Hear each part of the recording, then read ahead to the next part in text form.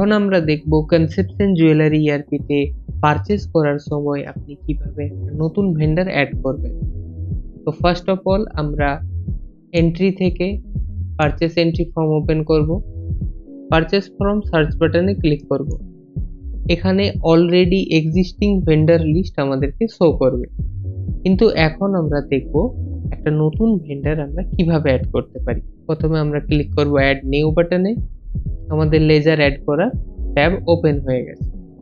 এখানে আমরা আমাদের ভেন্ডারের কমপ্লিট ডিটেলস ফিল আপ করব। প্রথমে নেম ডিডি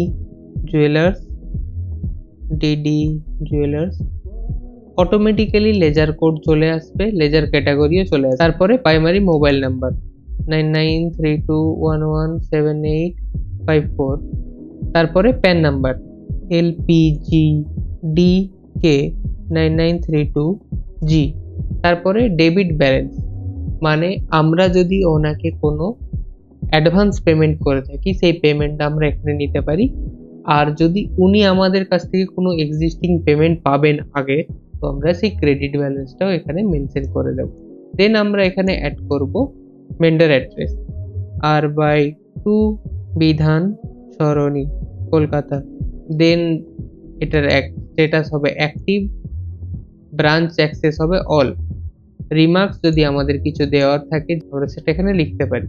দেন আমরা অ্যাড করব ওনার GST number 19 LPGDK9932G 1Z4, GST type regular, state, search button click করে নিচে আসবো ওয়েস্ট বেঙ্গল।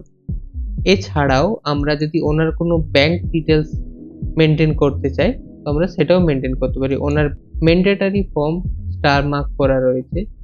আমাদের নতুন ভেন্ডার অ্যাড করা সাকসেসফুল। ওকে করব, এক্সিট। আমাদের ডিডি জুয়েলার্স চলে এসেছে।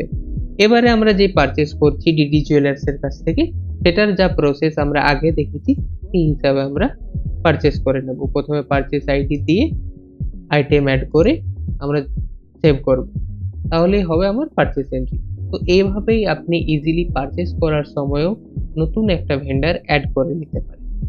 এছাড়াও যদি আপনি কোনো ইস্যু ফেস করছেন বা কোনো জায়গায় বুঝতে অসুবিধা হচ্ছে, আমাদের সাপোর্ট টিমের সাথে যোগাযোগ করুন। নাম্বার আপনাকে দেওয়া হলো, বা আপনি এই ভিডিওটা দেখতে পারেন। ধন্যবাদ।